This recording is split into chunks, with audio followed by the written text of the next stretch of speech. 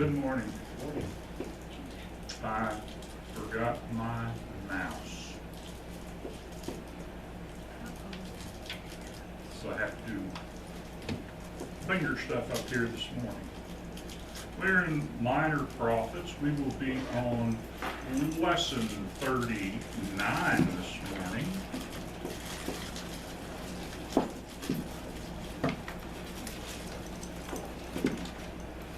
And right slide up here. Hosea chapter 13. Don't let this fool you. Hopefully we will get done with A this morning. Make sure I got the camera turned on. Yep, there we go. And with no technical difficulties, I hope today. I used a different card just in case. All right.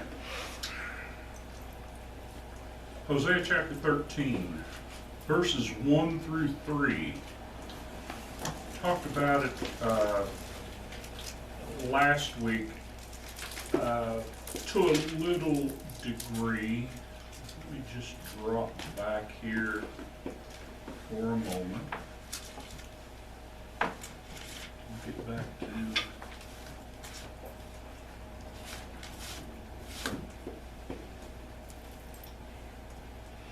chapter 12, talking about Ephraim's sins worthy of capital punishment.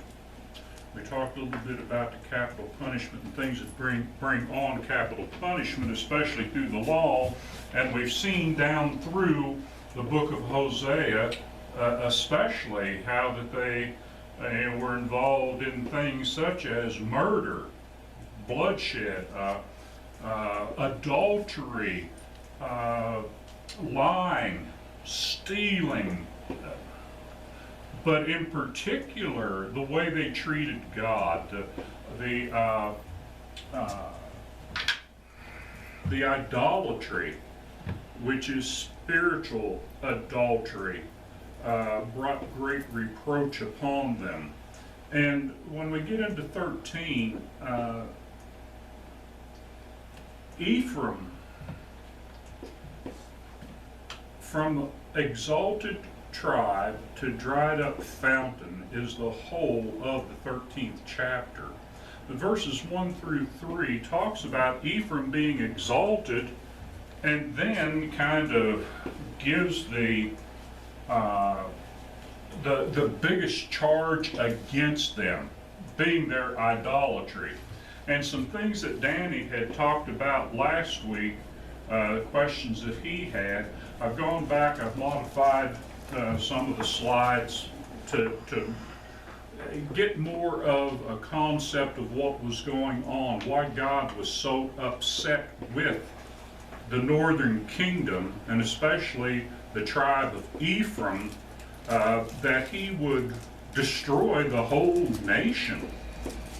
Again, God judges nations in time, people out of time. So what was happening with them? Number one, Ephraim had always been the largest and strongest of the 12 tribes. Ephraim and Judah kind of come into contention with one another. And if we go back to the time of Israel's coming out of Egyptian bondage, you have two men who are prominent leaders. Number one, you have Caleb, right? And Caleb was of the tribe of Judah. Joshua was of the tribe of Ephraim. Joshua was the second in command, so to speak. He was like the secretary for Moses. But he was also a military commander, and he's the one who brings the children of Israel into the promised land, sees that it is taken, and sees that it is divided up among the tribes. So you can see how prominent the tribe of Ephraim is.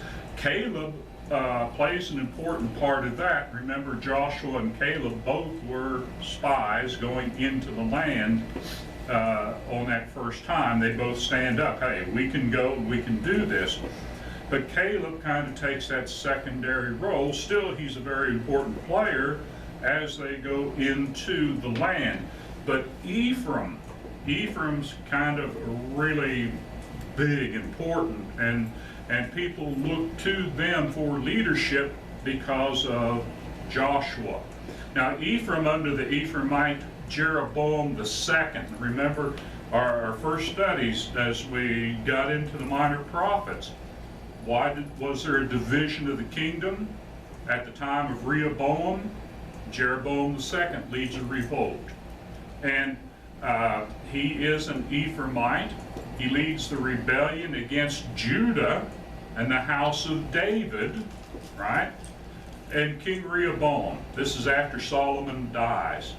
So the other 9 tribes, and this is after Benjamin then leaves the 11 that had gone to the north.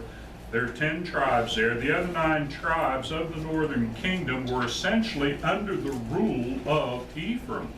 Whatever Ephraim did, they all followed in line, in harmony. So the enforcement of Baal worship in the northern kingdom incurred Ephraim's blood guilt. There are a lot of things that they did that were bad. The murder, the cheating, the stealing. Those could be atoned for. But the idolatry was far beyond what God was willing to tolerate, what the Lord would accept. And that is why the blood guilt was upon them. What's the primary reason? It's because Baal worship included human sacrifice. So that's what we're going to look into for today's and hopefully get down through that, what was that section A underneath there. So the enforcement of Baal worship in the northern kingdom incurred Ephraim's guilt. Let's go back, read those first 3 verses in chapter 13. When Ephraim spoke, there was trembling. He was exalted in Israel, but he incurred guilt through Baal and died. So there, God, the Lord's number 1 reason, Baal worship. He incurred that guilt and he died. How did he die? Well, he died spiritually. Ephraim, personified as one person, right? But that's the tribe and that's the whole country, died. And now they sin more and more and make for themselves metal images, idols, skillfully made of their silver, all of them the work of craftsmen. It is said of them, those who offer human sacrifice kiss calves. Therefore they shall be like the morning mist, and like the dew that goes early away, like chaff that swirls from the threshing floor, or like smoke from a window, or as we would say, smoke going out the chimney. You can see it, but eventually it, even, as we're driving over from Pampa, from a long way off, you can see the smokestack from the carbon black plant. And yeah, boy, for a while it goes out for a ways, and then all of a sudden it's gone. It just disappears. And that's what is being talked about there. Their faithfulness was like, for the morning. They're just going to be gone. The Lord is going to take them out of the way. So, what we want to look at here, and this is from Encyclopedia Britannica, the online edition, and it's about Moloch, that ancient god that represented Baal and Baal worship. And I thought it was good to go through this so we have a concept, making sure we understand, what was going on. What were they doing? What were they looking at? What had they turned away from the God of heaven to word? So, Moloch, also spelled Molech, a Canaanite deity. Now, notice that, Canaanite, the land of Canaan. What was the land of Canaan? Well, that was the territory that God was giving to the nation of Israel. It's where he had sent Abraham, Isaac, and Jacob and said, I'm going to give you this because I've judged these people because they are evil, what they are doing. They go into Egypt for 400 years, but they come back and they eventually get the land, okay? But it's Canaanite deity associated in biblical sources with the practice of child sacrifice. The name derives from combining the consonants of the Hebrew Melech, which means king, with the vowels of Boshet, which means shame. What does the Molech mean? King Shame. King of shame, right. The latter often being used in the Old Testament as a variant name of the popular god Baal, which means Lord. So when they're saying my Baal or my Baal-Li, they're saying my Lord, my Lord. When Yahweh means Lord, they should be worshiping the Lord, Yahweh, but they're saying to Baal, my Lord, and sometimes my husband, okay? Now, this is a little longer here, but again, Encyclopedia Britannica. In the Hebrew Bible, Moloch is presented as a foreign deity who was at times illegitimately given a place in Israel's worship as a result of the syncretic policies of certain apostate kings. Given a place in Israel's worship as a result of the syncretic policies of certain apostate kings. Well, that is true to a certain extent.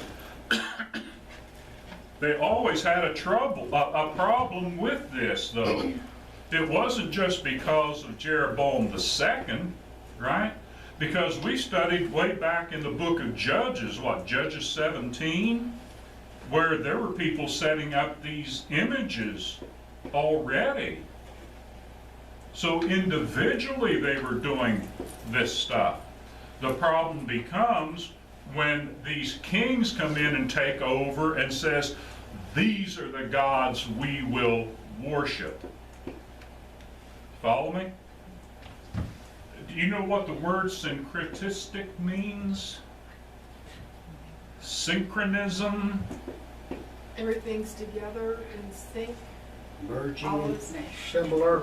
merging different varieties of a word or religions. Merging of religions together. Okay. So what you have then is the syncretistic policies is, we know about it now. And I'm going to phrase it this way. So you had all these pagans doing these things, and like the child sacrifice and such. You had Israel coming out of Egyptian bondage, and they come into the wilderness, and Moses and Joshua and 70 of the elders of Israel go up on the mountain, and they get the law, and the Lord tells them what they are supposed to do. And when they're up, this is how you worship, this is how you build the tabernacle, These are the feasts that you use. This is how you do the sacrifices, all the stuff, right? But in particular, we would say we'll use the festivals, all right? And they'd have three main festivals. You had Passover for when they came out. You have Pentecost, which is 50 days later, which was first fruits, right? That's when they start harvesting stuff. And you harvest all the way through to the fall, and at the end of the fall, you know, you're done harvesting, but then you have your Feast of Tabernacles and the Day of Atonement, okay, which is like their new year. That's when everything starts off again. So you have those, and that's how they're supposed to worship. And they come into the promised land, and they're supposed to be doing these things, plus there are other mini, we'll call them mini festivals, you know. They have new moon festivals, and they have the Sabbaths. Every 7 years is a Sabbath, and every 7 Sabbaths, every 7 years, the next year is the year of Jubilee, and there are certain things they've got to do on those. So they've got their religion set, their festivals and their worship set up for them. Okay? Synchristically is then what these kings would do, and starting with Jeroboam the second, because it's explicitly given there. When he takes the 11 tribes and says, all right, we're separating from Judah because of Rehoboam. We're separating from the house of David. If we let the people go down to Jerusalem to worship at the temple and do things the way that they did, they'll eventually all go back to the house of David. We can't have that. So he had to set up a national religion. So he put a golden calf in Bethel and another one up in Dan, the southern part and the northern part. You go worship here. Okay? So when it comes time, let's say it's coming Passover, and the people are still kind of like, well, you know, it's time for Passover. We need to go down to Jerusalem. You don't need to go down to Jerusalem. You can worship here. Well, I want to go down to Jerusalem. You worship here. And you worship this God. Because I'm the king, and I said you do it. And I'll give you a festival. What could we call it? Baal over. You don't have to go for a Passover. Let's have a Baal over. And hey, man, we'll make this great. We'll have some prostitutes down there, and we'll have wine, and you see. We'll give you something in place of that. And all these festivals, you don't have to go down there. And we'll give you something that excites your bodily passions. Follow? Okay, so you have that type, that's syncretic, the syncretic policies. We'll give you something that seems to be better, greater, more materialistically and physically exciting, such and such and that. We have it today, or we've seen it recently in the past. Well, we even still have it today. But once the church, after Constantine made the Christianity the official religion, and the Roman church became a state religion, all right? The panoply of Roman and Greek gods was done away with. Oh, wait a minute, we always worshiped Saturn. What do? Well, wait a minute. We'll make a feast day so that when you normally You worship Ishtar, the goddess Ishtar. Here's what we'll do. We'll at the time of the Jewish Passover, we'll give you Easter. You don't have to go worship Ishtar. We'll give you Easter. Okay? And then, at the time of Hanukkah and the Festival of Lights, you don't have to do that. We'll give you Christmas. And you go on through. And synchristically, they would do. How many feast days are there in the Catholic religion? I think they've got one just about for every day of the year. Extra biblical. I mean, they're not in the scriptures. But you see how it was working, take what God had given and make it pagan, and now it was take what's pagan and turn it into what's supposed to be Christianity. Trading spiritual passion for physical passion. Yeah, physical, yeah. And isn't that exactly what, hey, face it, isn't that what Easter's become? Easter's about the bunny and Easter eggs. Christmas is about Santa Claus and go buy gifts. Yeah. Okay, nothing wrong with buying gifts, but you see how they accomplished that. They like to party. They like to party. Now you go to what has that led to? If you look at the and this I don't want to put it. All right. There was no instrumental music in the church, even the apostate church, until about 1000, AD 1000. And that's one of the things that the Eastern Church and the Western Church split over. Okay? And it was an organ. The Roman Church, it's all right to have an organ. Eastern Orthodox.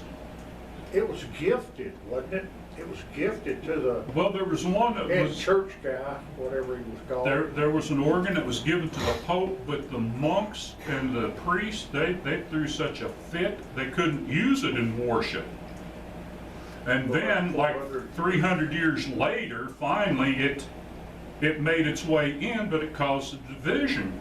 And I'm pretty sure there are some Orthodox churches now, like the Greek Orthodox Church, they're still a cappella. You know what the word a cappella means? Literally. As in the church. That's what the words mean in Italian. Okay? So, but then it was an organ, right? Then it became what? Well, we'll put the piano, a melodeon. Well, let's add some guitars. Or Now look at what's going on in many churches, where you've got jazz bands, rock and roll bands. What's that for? Well, they call it worship, but that's just the excitement of the senses, isn't it? It's just entertainment. It's not anything. Yeah. And it's what? I shall pray with the Spirit and the understanding thereof. I shall sing with the Spirit and the understanding thereof. How can you sing? Well, most of them, they don't even sing. They just listen to somebody else sing. You say singing is an act of worship.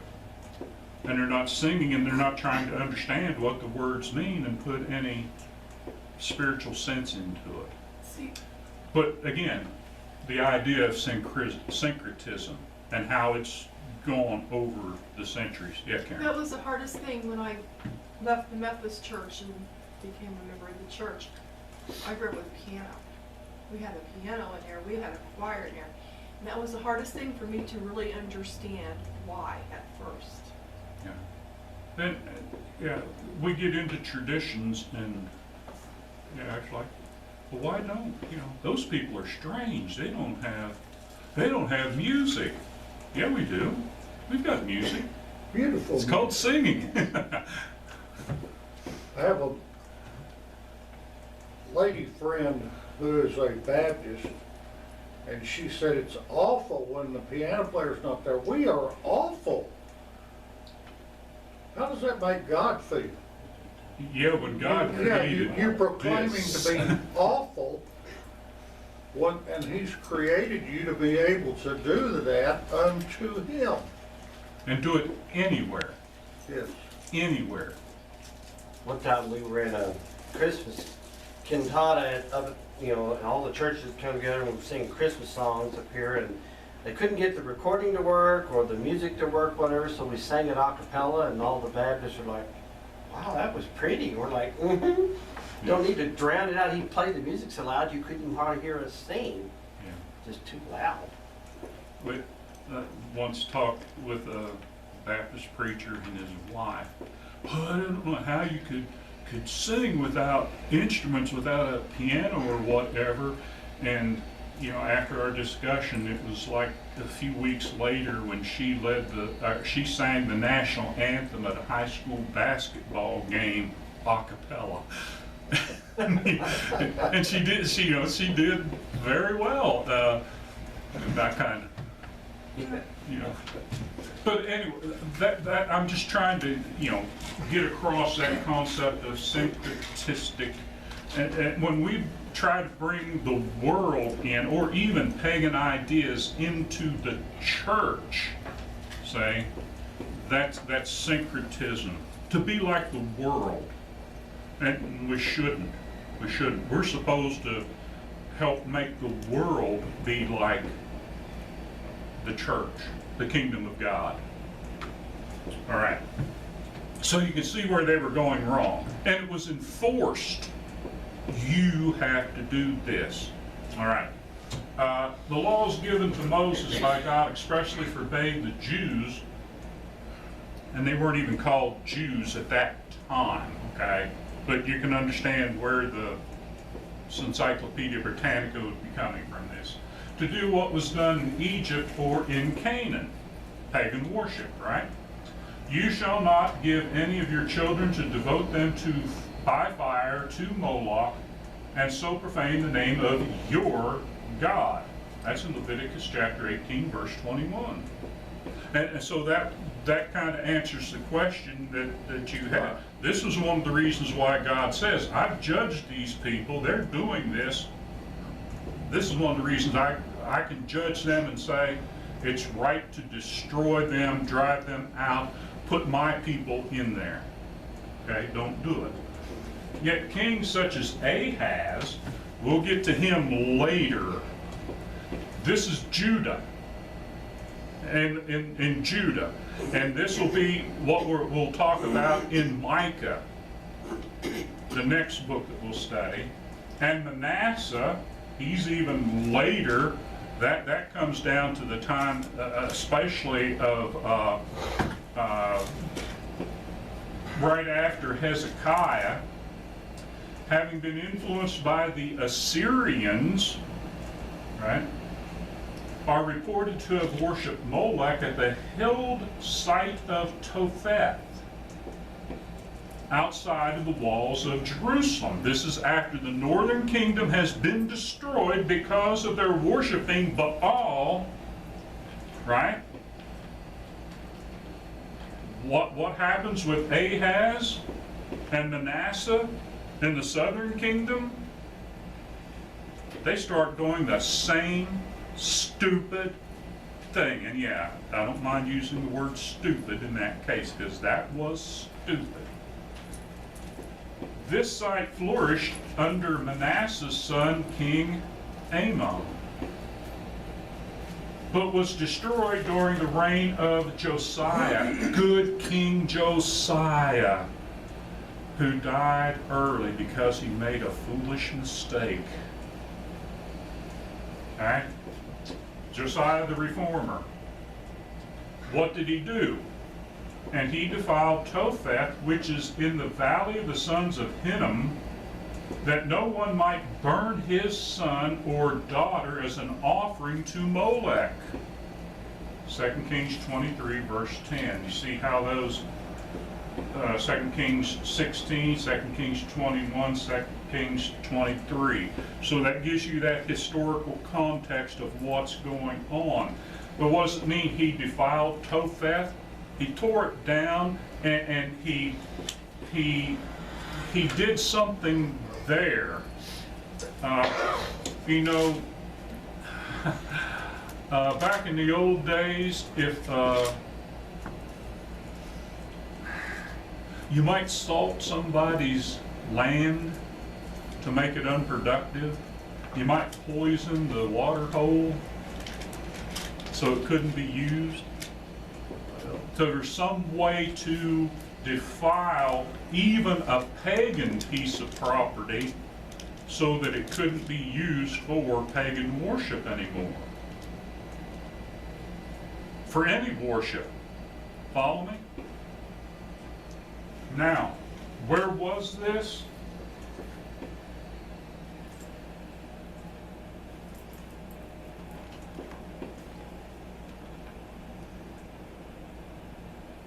It was on a hillside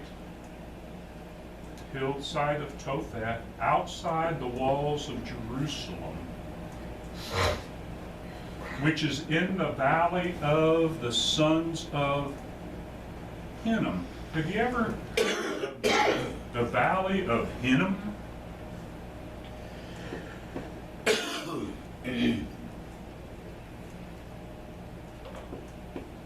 heard of that?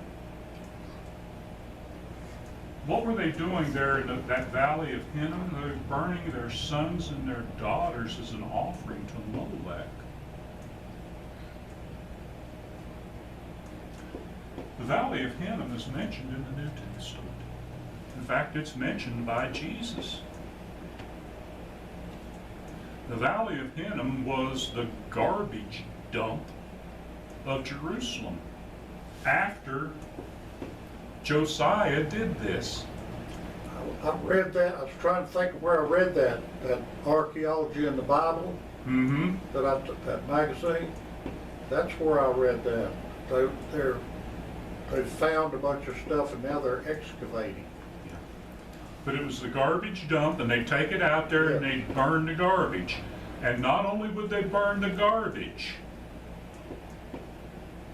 the people who died, like the poor people that laid around the temple and didn't have anybody to bury them, properly bury them, they take them out, they throw them on that garbage dump, they burn them there too. And a smell all the time too. Yeah.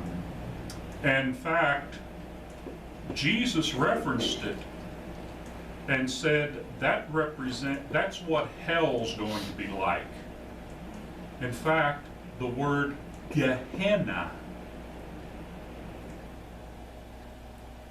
the fires of Gehenna, the fires of hell, that's the picture he used as the picture of what hell would be like. Where they sacrificed their children. God's children sacrificed their children to Moloch. There. Even the kings. Okay. They had to have great faith in what they were doing to kill their own children. Yep. What kind of faith would it be? Misplaced. Perverted faith. We'll discuss that a little bit here. Okay? Here is a picture. You can find these on the internet. This represents Molech or Baal. And what is it? I've been giving you hints about Assyrian worship. Well, here, I always thought of the golden calf. If you go in to pictures and say, the golden calf that Aaron fashioned in the wilderness, right? Well, I just threw the gold in the fire and boom, this came up. And you think of a golden calf and they'll have like a calf. This is probably more like what he fashioned. And this is probably what was at Bethel and another one like it at Dan. It's the head of a bull on a human body. And I tell you, in Assyria, in Nineveh, they worshipped a fish god. It was a fish head on a human body. Other place, an eagle's head on a human body. Okay. Notice the down here. I refer to that like a fire in the belly, but not necessarily a fire in the belly. So here's an artist's rendition of what it would look like. So if over here you got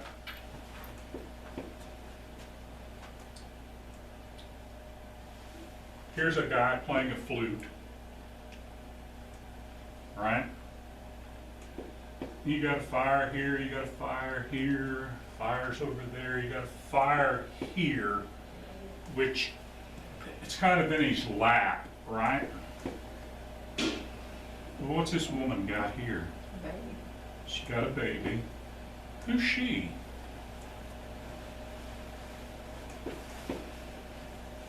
A mother.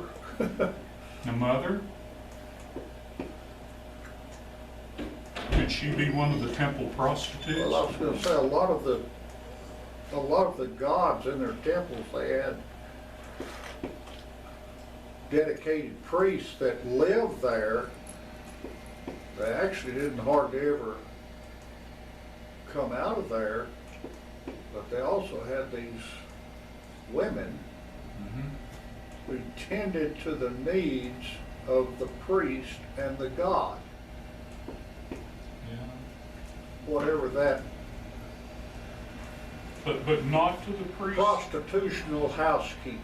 But not to the priests only. They would go down to the cities and bring the men up to the temple to worship because they'd have to pay. That's why they're prostitutes. They'd pay their money, and this is what they would get for their payment. Okay? So, yeah. Now this guy, what does he look like? King. He's a priest. Kind of looks like a king, maybe a priest even. Right? Some kind of royalty. But what's he doing? He's got a baby too. got a baby. He's putting it on what? Oh, it's in his Well, arms. outstretched The outstretched arms. arms. And what? Remember what I told you last week? The Greek word for worship, or translated worship, is proskuneo, to kiss the hand that's outstretched. What do Catholics do when the father or the cardinal, a bishop, Kiss the the Pope? ring. Yeah, kiss the hand that's outstretched. Right? What are they doing? They're worshiping that person. So this is like kissing the hand of Baal. Right? They put the baby up there. All right?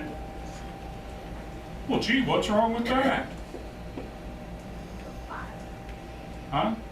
What's wrong with that? Nothing until a priest back here with a bellows or something gets that fire going and cooks that baby.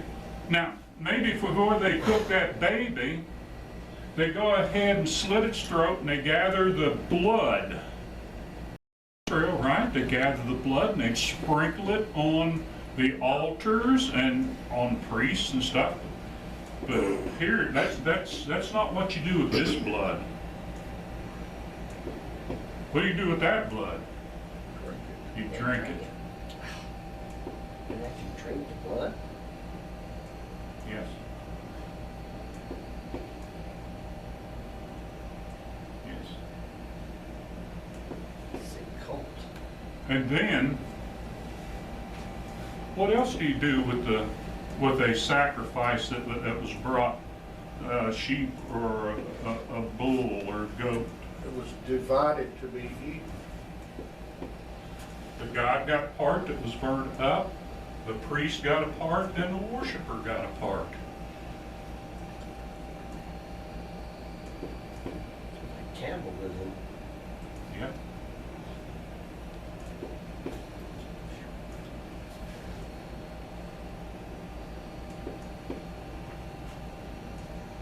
See why God was so upset with them? Yes. Now,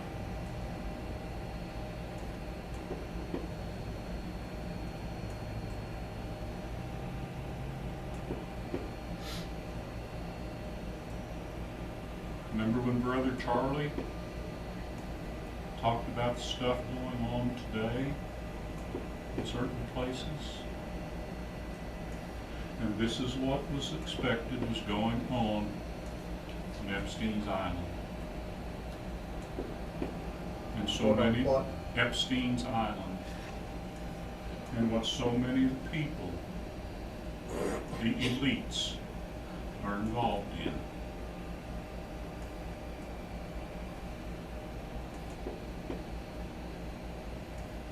Sacrificing children to get the blood, to get the adrenochrome.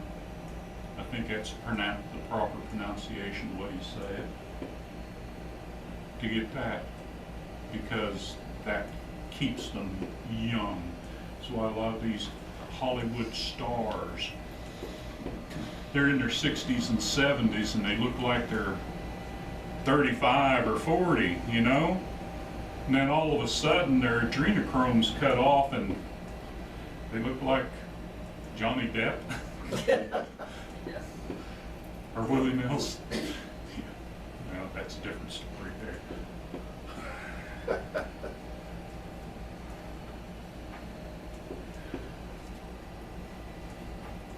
How many of you have seen the movie Monsters, Inc.?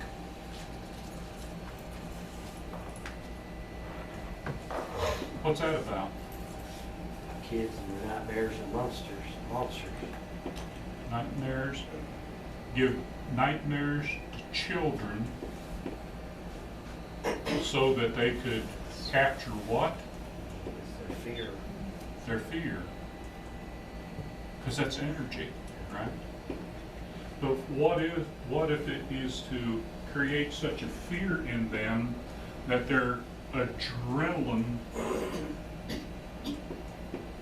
from the adrenal glands gets into their bloodstream, and then you collect that blood and you can use that.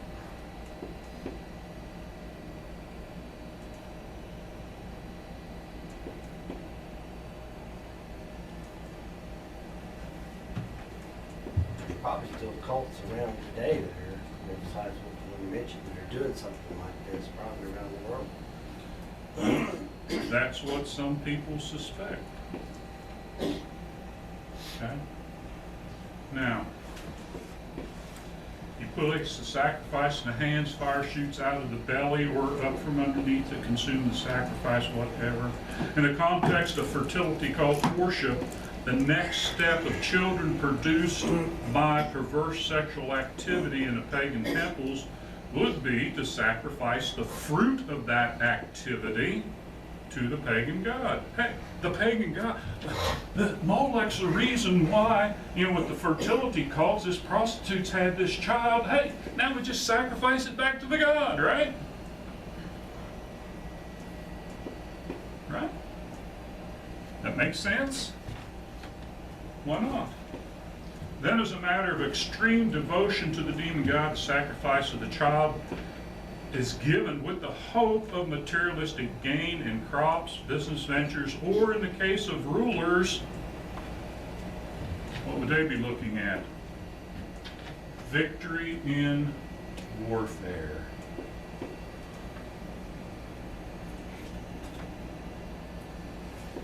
Which Yahweh, the Lord God of heaven, would never give them in such an instance as that. So why would they go to the Lord God, Yahweh, for such things? Now do you see why they would be drawn to this? Just on the hope of gaining those things.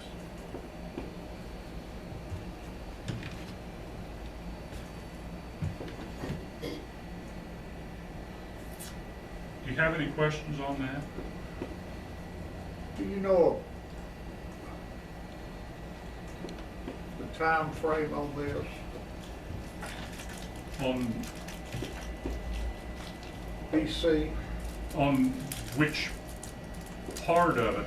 Because you're talking Leviticus, where God is saying don't do it. You're talking about between 1500 1450. If you're talking about Jeroboam II instituting Baal worship, you're talking right about 975, 950 BC. If you're talking about Ahaz and Manasseh and Ammon, you're getting down close to 700 to 6. Right before the destruction of Jerusalem in 606 BC. I guess I'd be thinking about around about Leviticus, when God absolutely started laying down the law. You eat this, you do this. You know, he gave the law to the people, to the priests. So that'd be, Yeah, you figure about 1,000 is that might David have ruled spurred that. 400 years before that you have Judges, and about 1500s when Moses. That's a good estimate in there when you'd have the law. Yeah. But you can understand, God would have given them prosperity, the Lord, given them prosperity, would have given them children, would have given them good crops, would have given them peace and prosperity. But for some reason was it just the passions being excited with that type of worship? You know, the devil's pretty powerful. The devil can give us a lot of stuff to begin with. And then after we get it, we find out that's the road to destruction. I think we make a mistake, we being society, looking back on these things as well. They were illiterate compared to us. No, No. they weren't illiterate. They were brilliant people. Look at their architecture. Look at their lives. How they fed all those people with an ox pulling a one-bottom plow or whatever.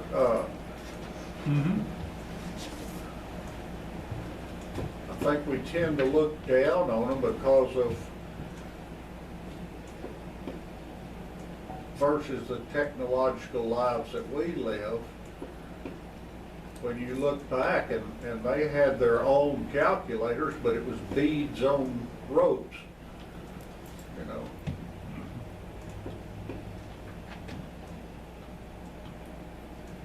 Okay, let's go ahead and get through this A part up here, being Ephraim exalted. Again, in the Greek, proskuneo, kiss the hand that's extended. We see how that would be with that Moloch god, Baal. But then there's a swift and complete disappearance of the nation. Like the morning mist, like the dew that goes early away, like the chaff that swirls from the threshing floor. Okay? What they would do, they would put the wheat, they'd get the straw out of it and put the wheat in a basket, throw it up in the air, and the wind would blow the chaff away. And it's gone. And then like smoke from a window or like a chimney. All right? And all those passages are like in the book of Proverbs. And how's that? Well, how many times in the book of Proverbs do you see something on the lines of for 3 transgressions and for 4? Something happens. And that's a sign of just a completeness, right? So, in these 3 things of disappearance and for 4, what's going to happen to the nation of Israel? It's gone. Completely disappeared. Never to come back again. So that denotes the certainty of a thing. Okay. So, and you can see there, that's the start of it, and maybe even to the